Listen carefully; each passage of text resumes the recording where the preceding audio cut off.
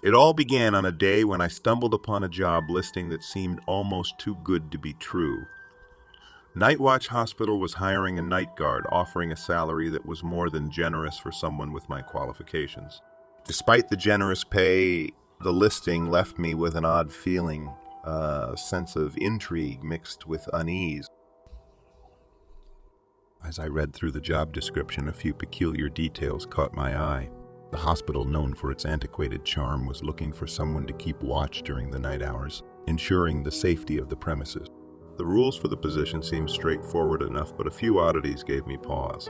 One rule stood out: never venture into the basement, no matter the circumstances. In hindsight, that rule should have sent alarm bells ringing, but I brushed it off as a quirky attempt to add mystery to the job. The notion that a modern hospital would have an off-limits basement struck me as more humorous than alarming. And the truth was, the pay was simply too enticing to pass up. On my first day at Nightwatch Hospital, I arrived early in the evening, greeted by the fading rays of the sun casting long shadows on the hospital's facade. The building had a certain charm to it, despite the layer of eerie mystery that seemed to hang in the air. The windows glistened like dull eyes, and the entrance beckoned with an air of faded grandeur. The interview process had been surprisingly brief. A few questions about my background, a nod of approval, and suddenly I was thrust into the role of night guard. A uniform was handed to me, an old-fashioned ensemble that seemed to belong to a different era. The caretaker who handed it to me had a weathered face, etched with lines that hinted at a life spent in the shadows.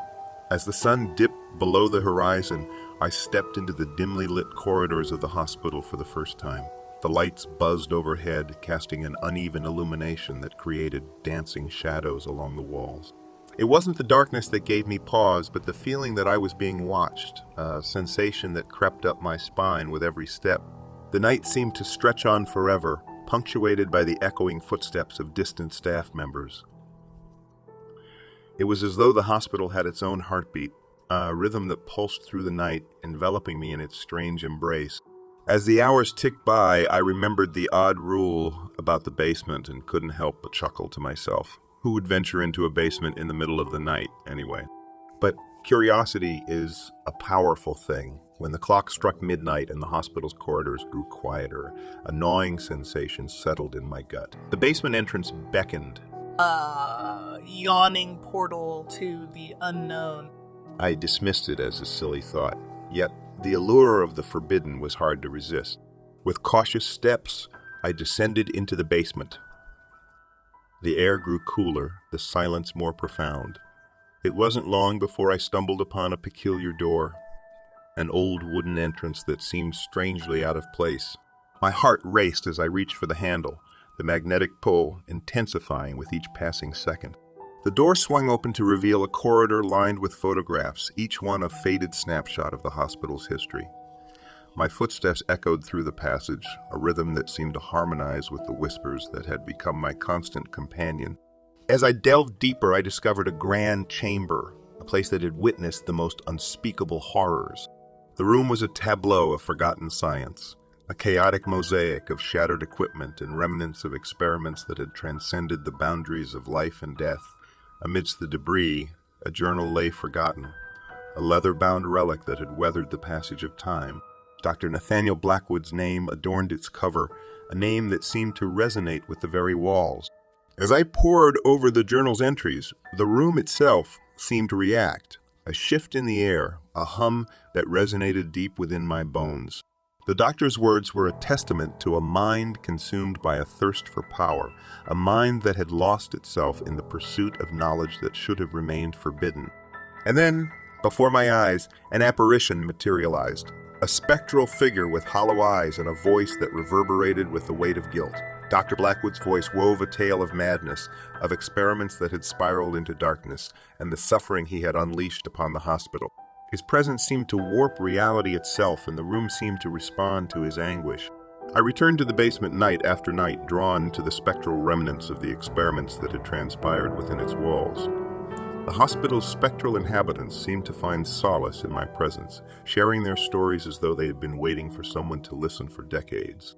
As I got to know them, the odd rules that had once seemed like jokes began to take on new significance.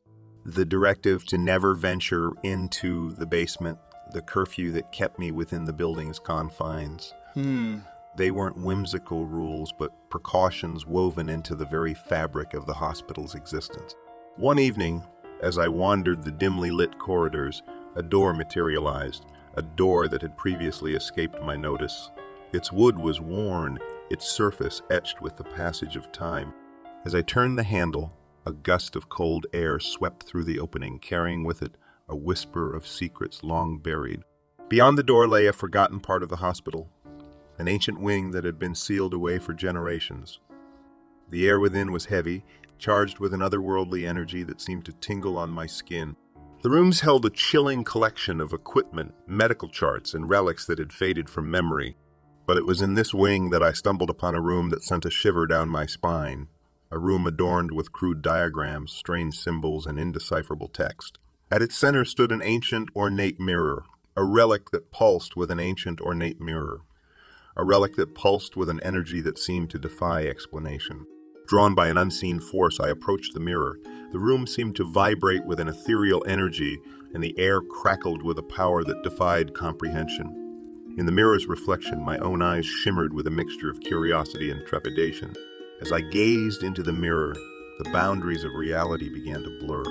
The reflection shifted, and I glimpsed other worlds, twisted, nightmarish landscapes that existed beyond the veil of our reality. Within those distorted images, I saw figures, shadows that writhed and contorted, their eyes radiating a malevolence that sent a chill down my spine. A voice that seemed to emanate from within the mirror itself, echoed through the chamber. It was a whisper of ancient power, a voice that carried the echoes of forgotten rituals and arcane knowledge. It beckoned to me, offering secrets that promised to reshape reality itself. But with the voice came a pull, a force that tugged at my very being, urging me to step through the mirror, to venture into the unknown. However, even as the pull intensified, a deep sense of dread settled over me. It was as though the mirror was a gateway, an entrance to a realm that no mortal was meant to explore. With a surge of determination, I tore my gaze away from the mirror. The room seemed to sigh in disappointment, the air growing still once more. I left the ancient wing, the secrets it held forever imprinted on my mind. As the nights passed, I found myself forging connections with the hospital's spectral inhabitants. They were no longer tormented souls, but echoes of the past, seeking connection and understanding. Their stories became a testament to the resilience of the human spirit, a reminder that even in the face of darkness, compassion and empathy can endure. Nightwatch Hospital transformed before my eyes, shedding its reputation as a place of fear and shadows. The whispers that once carried tales of suffering now resonated with redemption and the bonds that had formed across realms. The corridors, once haunted by specters, now echoed with a sense of serenity, a nod to the past and a celebration of shared stories. As I stand in those dimly lit corridors, I'm reminded of the nights spent listening to whispers, of the connections forged with those who had long departed, and the understanding that emerged from the union of the living and the ethereal. The legacy of Nightwatch Hospital is no longer a tale of darkness. It's a tapestry woven with threads of compassion, resilience, and the enduring power of human connection. And so I continue as a guardian of Nightwatch Hospital, not just a protector of its secrets, but a steward of its stories. The spirits that once wandered these halls are no longer imprisoned by the chains of their past. They roam free as echoes of the human experience. As their guardian, I stand as a testament to the enduring power of empathy, the strength of shared narratives, and the bridges that can be built between the realms of the living and the ethereal.